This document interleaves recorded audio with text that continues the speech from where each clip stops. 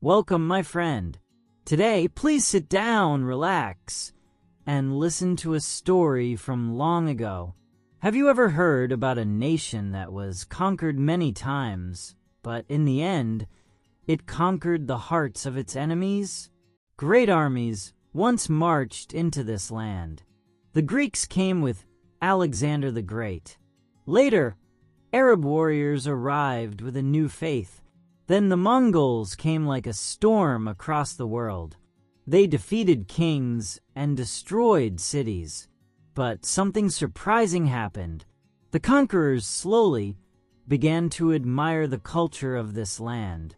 They loved its poetry, its wisdom, and its traditions. This land was Persia. This is not only a story about kings and empires. It is the story of a civilization that always rose again from the ashes. Long before great empires rose in Persia, there was an ancient city called Susa. This city was founded around 4395 BC.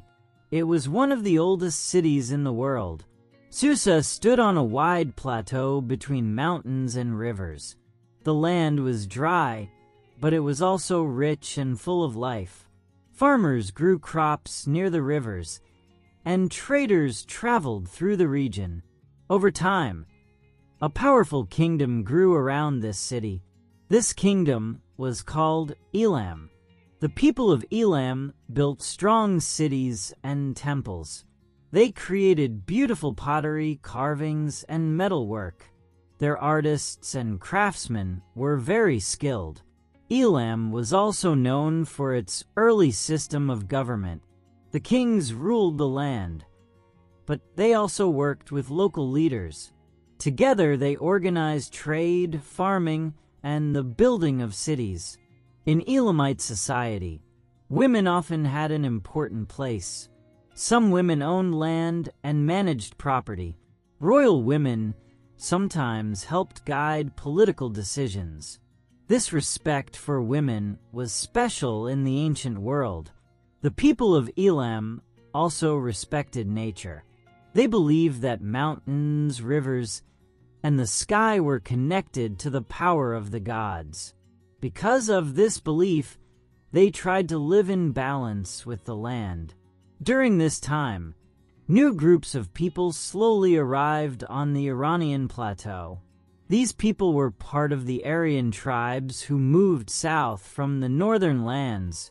They did not come all at once. They came slowly over many generations. These tribes met the people of Elam and other local cultures. Sometimes they fought, but often they lived together and mixed their traditions. From this meeting of cultures, a new identity slowly began to form. The long story of Persia was just beginning. Long after the early kingdoms of the plateau, a new leader appeared in Persia. His name was Cyrus the Great. Cyrus was the ruler of a small Persian tribe. At that time, the Persians were ruled by a stronger power called the Median Empire. But Cyrus was brave, wise, and ambitious. In 550 BC, Cyrus led a rebellion against the Medes. His army defeated the Median king, and Cyrus became the new ruler of both peoples. This victory was only the beginning. Cyrus soon began to build one of the greatest empires the world had ever seen. This empire was called the Achaemenid Empire. Cyrus and his army conquered many lands. They took control of Lydia in Anatolia. Later, they defeated the powerful kingdom of Babylon. But Cyrus ruled in a different way from many conquerors. Most kings used fear and cruelty to control their people. Cyrus believed in respect and tolerance. After he captured Babylon, he did something very unusual. He allowed many people who had been forced to leave their homes to return. Among them were the Jewish people who had been taken to Babylon many years earlier. Cyrus also allowed different cultures to keep their religions and traditions. His ideas were written on a clay object called the Cyrus cylinder. Many historians today see it as one of the earliest declarations of human rights. Under Cyrus, the Persian Empire became a home for many different peoples. They spoke different languages and followed different beliefs. Yet they lived under one empire. After Cyrus, other strong kings continued his work. One of the greatest was Darius I. Darius understood that a huge empire needed strong organization, so he created a system of provinces called satrapies. Each province was ruled by a governor called a satrap. This system helped the king control lands that stretched across thousands of kilometers. Darius also built one of the most famous road systems of the ancient world. It was called the Royal Road. Messengers could travel quickly along this road to carry news and orders across the empire. Some messages could cross the entire empire in only a few days. Trade also became easier and faster. Because of these ideas, the Persian Empire became rich, powerful, and well organized. For many people, it was the first true superpower in history. But every empire eventually faces a great challenge. In the West, a young and brilliant military leader was rising. His name was Alexander of Macedonia. Alexander had learned about the Persian Empire since he was a boy. He admired its wealth, but he also dreamed of conquering it. In 334 BC, Alexander began his campaign against Persia. His army was smaller, but it was very disciplined and well-trained. For several years, Alexander fought the Persian armies. Finally, in 330 BC, he defeated the last Achaemenid king, Darius III. The great Persian capital of Persepolis was captured. Later, parts of the city were burned. With this event, the Achaemenid Empire came to an end. But something unexpected happened again. Alexander did not want to destroy Persian culture. In fact, he admired it. He began to wear Persian royal clothing. He adopted some Persian traditions of kingship. He even married a Persian princess named Roxana. Alexander wanted to create a new empire that mixed Greek and Persian cultures together. However, his dream did not last long. In 323 BC, Alexander died, suddenly at a young age. After his death, his generals divided the empire among themselves. One of these new kingdoms was called the Seleucid Empire, ruled by Greek leaders. Even though Greek rulers controlled Persia, the Persian culture did not disappear. The language, traditions, and ideas of Persia continued to live among the people. Quietly and patiently, Persian identity survived, and one day it would rise again. After the fall of the Greek Seleucid rulers, Persia did not stay silent forever. In the wide lands of the Iranian plateau, a new power slowly began to rise. These new rulers were called the Parthians. The Parthians were famous for one thing above all: their horsemen. They were excellent riders and skilled archers. From a very young age, Parthian warriors learned to ride horses and shoot arrows. In the 3rd century BC, a leader named Arsaces started a rebellion against the Seleucid Empire. His followers fought hard and slowly gained control of more land. Step by step, the Parthians pushed the Greek rulers out of Persia. In time, they created a new empire known as the Parthian Empire, also called the Arsacid Empire. The Parthians did not try to copy Greek culture. Instead, They brought back many old Persian traditions. Their kings ruled with the help of powerful noble families. These families controlled large areas of land and helped defend the empire. But the Parthians were not only fighting old enemies. Soon they faced a new and powerful rival from the west, the Roman Empire. Rome was one of the strongest military powers in the world. Its armies were famous for discipline, strong armor, and organized battle lines. However, the Parthians had a different style of fighting. Their armies were fast and flexible. Instead of heavy infantry, they used large groups of horse archers. One of their most famous tactics became known as the Parthian shot. In battle, a Parthian rider would pretend to retreat. As the enemy chased him, the rider would suddenly turn his body and shoot an arrow backward while riding away. This surprising attack often confused and weakened their enemies. Roman armies learned to fear these horse archers. For many centuries, the Parthians and the Romans fought along the borders of their empires. Neither side could easily defeat the other. While wars happened at the borders, trade and culture grew across Asia. During this time, the Silk Road became one of the most important trade routes in the world. Caravans traveled thousands of kilometers across deserts and mountains. They carried silk from China, spices from India, glass from Rome, and many other valuable goods. Persia stood in the middle of this great trade network. Because of this position, Parthian cities became rich and lively.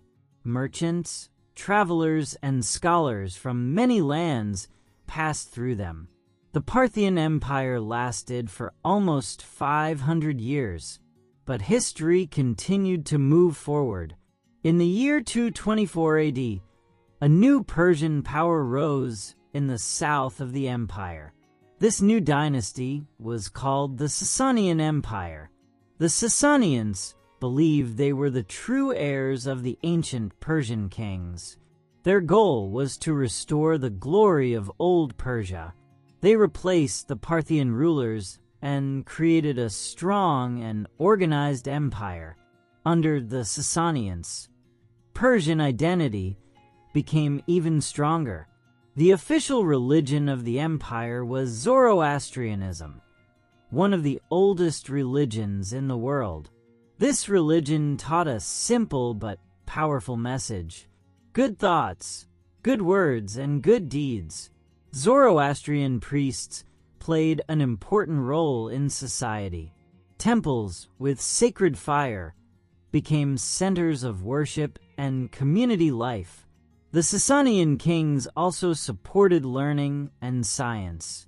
One of the most famous centers of knowledge was the Academy of Gunshaper. Scholars from many lands came there to study medicine, philosophy, and science. Greek, Persian, and Indian knowledge were all studied and preserved in this place. Because of this exchange of ideas, Persia became one of the great intellectual centers of the ancient world. Kings such as Khosrow helped strengthen the empire even more. They improved the government, supported scholars, and protected trade routes. During this time, the Sasanian Empire stood as one of the most powerful states in the world.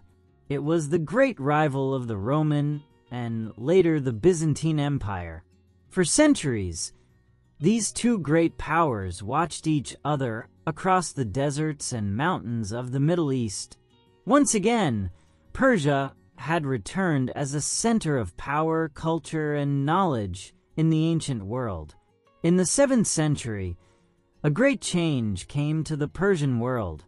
For many years, the Sasanian Empire had fought long and difficult wars with the Byzantine Empire. These wars made both empires weak. Cities were damaged, soldiers were tired, and the government struggled to keep control. At this moment, a new power rose in the Arabian Peninsula. Arab armies began to move beyond their deserts. They carried with them a new religion called Islam. The Muslim armies were united by faith and strong leadership. They moved quickly across the Middle East. In a series of important battles, they defeated the exhausted Sasanian forces. By the middle of the 7th century, the Sasanian Empire had fallen. Persia now became part of the growing Islamic world. Many people feared that Persian culture would disappear.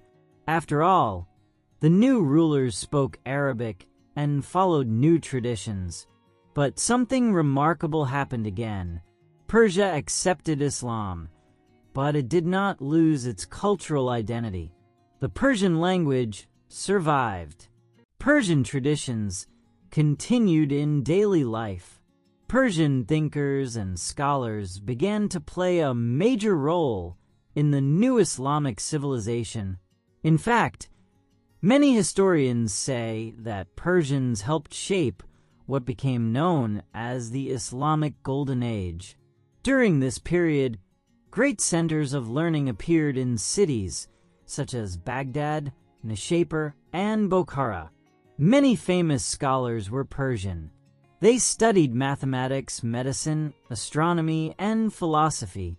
They translated ancient Greek and Indian books into Arabic and Persian. They also wrote new works that advanced human knowledge. Persian scientists improved medicine and created detailed medical books. Persian mathematicians developed new ideas about numbers and algebra. Persian astronomers carefully observed the stars and planets. Through knowledge and learning, Persia once again influenced the world. But history still had more difficult times ahead. In the 10th century, a great poet named Ferdowsi decided to protect the memory of ancient Persia. He spent more than 30 years writing a massive epic poem called the Shahnameh, or the Book of Kings.